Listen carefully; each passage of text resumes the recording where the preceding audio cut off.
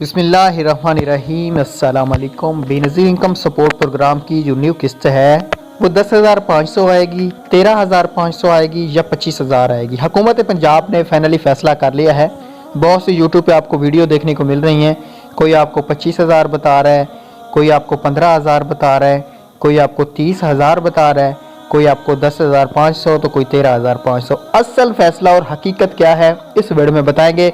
Video पूरी देखना। उससे पहले अगर आपने हमारे ऑन स्किल चैनल को सब्सक्राइब नहीं किया तो जल्दी से हमारे चैनल को सब्सक्राइब करें।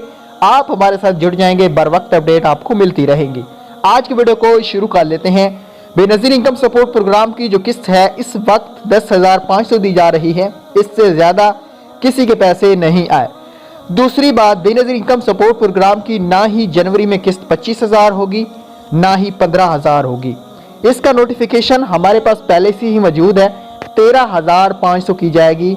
बच्चों के वही वजीफे आएंगे जैसा कि पहले आते हैं, लेकिन 2 किस्तें आएंगी। उम्मीद करता हूँ आज की छोटी सी वीडियो आपको अच्छी लगी होगी। अगर अच्छी लगती है तो लाइक, प्यारा सा कमेंट, नीचे दिए गए ग्रुप को ज़रूर ज्वाइन कीजिएगा। अल्लाह।